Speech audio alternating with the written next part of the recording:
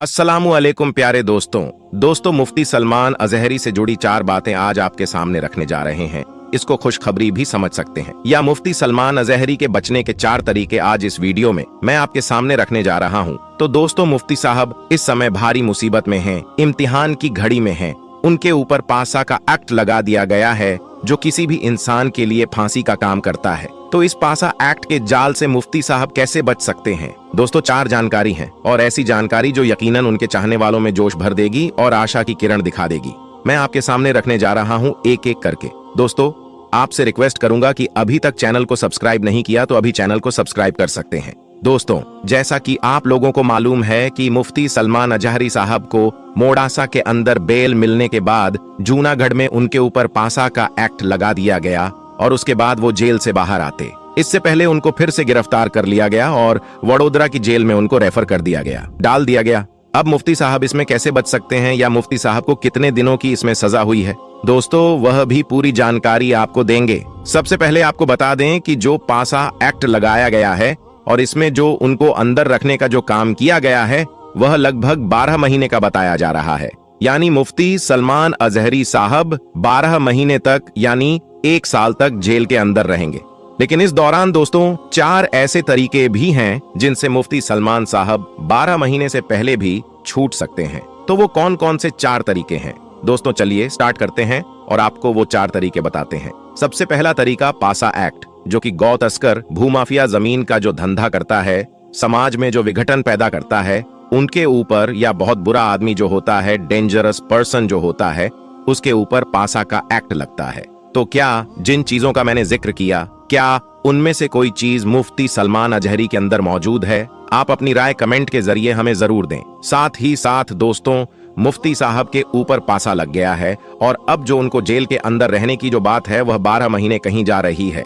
लेकिन 12 महीने से पहले इन 4 कारणों से, इन 4 तरीकों से वो पहले भी बाहर आ सकते हैं। कौन कौन सा तरीका है? नंबर 1, जिसके ऊपर पासा एक्ट लगता है, 12 दिन के अंदर अगर वह या उनके प्रतिनिधि अगर जिस अफसर ने पासा का एक्ट लगाया है उसके पास अगर आप मर्सी पिटीशन दायर करते हैं या मर्सी का अर्जी दायर करते हैं, वहां आप जाते हैं और ये कहते हैं कि मेरे ऊपर ये पासा का एक्ट लगा है, ये गलत लगा है, इस पर आप पुनर्विचार करें। और उस अफसर ने अगर पुनर्विचार किया तो उनके पास ये अथॉरिटी है कि वह पासा के एक्ट को रिमूव कर सकते हैं, आपसे हटा सकते हैं। तो इस सूरत में भी रिहाई मिल जाती है पासा एक्ट लगने के बाद। नंबर 2, जब से पासा लगा हो उससे 45 दिन के अंदर एक पिटीशन दायर करने की, अर्जी दायर करने की एक जगह होती है जो कि पासा एक्ट के मामले में एक समिति बना दिया गया है गुजरात के अंदर। और उस समिति में जब से आपके ऊपर पासा लगा हो उससे 45 दिन के अंदर वहां पर जाकर आपको अर्जी लगाना है और अर्जी लगाने के बाद वहां पर सुनवाई होगी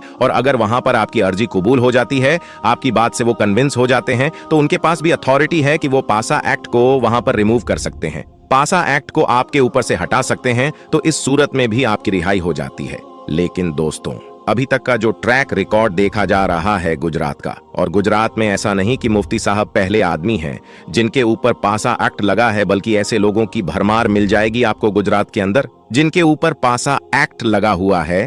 और उन लोगों ने भी अपनी याचिका पासा लगाने वाले अफसर के पास दायर किया था और समिति में भी किया था, लेकिन जो छूटने की जो तादाद है वह बहुत कम बताई जा रही है। यानी छूटने का रिकॉर्ड बहुत कम है, ज्यादातर को वहां से कोई राहत नहीं मिली। तो हम मुफ्ती साहब के बारे में भी समझ लेते हैं कि पहली और दूसरी जगह से हो सकता है इनको रहता ना मिले, तो ऐसी सूरत में तीसरा जरिया है जहां से आपको राहत मिल सकती है, वह है होम मिनिस्ट्री, गृह विभाग। अगर होम मिनिस्ट्री, गृह विभाग में आप याचिका लगाते हैं, वहां से अगर होम विभाग अगर आपके इस मामले पर अनुसंधान लेता है और अगर वह चाहे तो आपके ऊपर से पासा एक्ट को हटा सकता है। आगे जो जानकारी निकल के सामने आ रही है दोस्तों, चौथा नंबर और आखिरी नंबर। अभी तक तो मैंने बताया कि जिसने आपके ऊपर एक्ट लगाए, यानी कलेक्टर साहब ने, आपके डीसी साहब ने आपके ऊपर पासा एक्ट लगाया है, तो पहला कि 12 दिन के अंदर डीसी साहब के पास जाकर आपको अर्जी लगाना पड़ेगा कि सर मेरे ऊपर से इस केस को हटाया जाए, मैं ऐसा आदमी नहीं हूं।